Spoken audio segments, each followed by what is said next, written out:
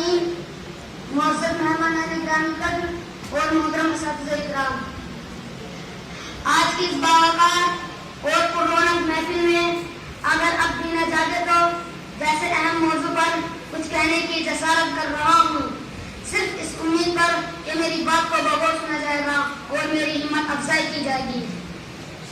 अभी मैं तिफ्ल मकतब हूँ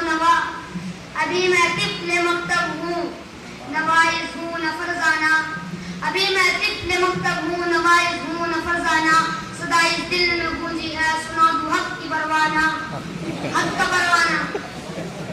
हज़रात, आप सभी को इस बात से वाकिफ होना चाहिए कि आज के इस पुरफितन दौर में मुसलमानों पर जो हालात आ रहे हैं उनकी असल वजह क्या है? वजह शायद यही है कि आज ये उम्मत ख्वाबे गफलत में सोई हुई है और बेदार होने का नाम नहीं ले रही है। दोस्तों, आज जब मैं मुसलमानों के पस मुर्दा और मुरझाए हुए चेहरों को देखता हूँ तो आंखें अश्कबार हो जाती हैं और ज़बान ही कहने पर मजबूर हो जाती है। वतन की जिक्र करना था मुसीबत आने वाली है, वतन की जिक्र करना था मुसीबत आने वाली है, तेरी बर्बादियों के मशवरे है आसमानों में। अकल ये सोचने पर मजबूर हो जाती है कि क्या ये वही उम्मत है जहाँ से 1450 साल पहले सूरज की हैसियत रखती थी और आज सितारों की तरह बिखर गई है।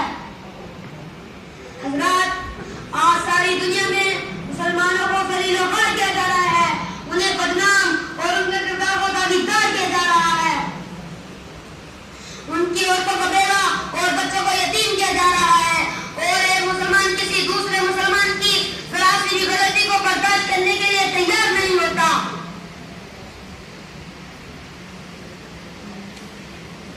जिसकी वजह से फितने और फसादात रोनुमा होने लगते हैं। हालांकि आप सल्लल्लाहु अलैहि वसल्लम ने तो अपनी उम्मत को अफ़्वा गुदर का दर्स दिया था और अपने दुश्मनों को माफ करके बहुत अजीम पैगाम और इंतहाई आला अखलाकी तालीम दी थी, मगर अफसोस आज ये उम्मत आप सल्लल्लाहु अलैहि वसल्लम की इन तमाम तालीमात को बिल्कुल भूल चुकी है और इसी वजह से हर जगह ज़लील-ओ-ख़ार है। गवा दी हमने जो असलाफ से मीरास पाई थी, गवा दी हमने जो असलाफ से मीरास पाई थी, सुरैया से ज़मीन पर आसमान हमको दे मारा। हज़रात, अगर हम अब भी न जागे, हज़रात, अगर हम अपने ख्वाबे गफलत से बेदार न हों तो कोई ताकत हमें तबाह और बर्बाद होने से बचा नहीं सकती।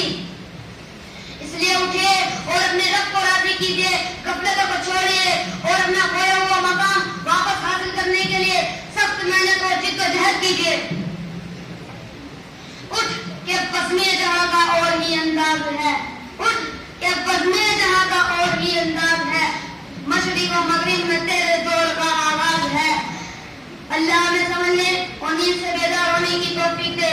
इलाही रोज़-ए इस्लाम के सामान पैदा कर, इलाही रोज़ इस्लाम के सामान पैदा कर, दिलों में मोमिनों के उल्फत कुरान पैदा कर, वरना हो जाए को तेरी इबादत से न हो वाकिफ, वरना हो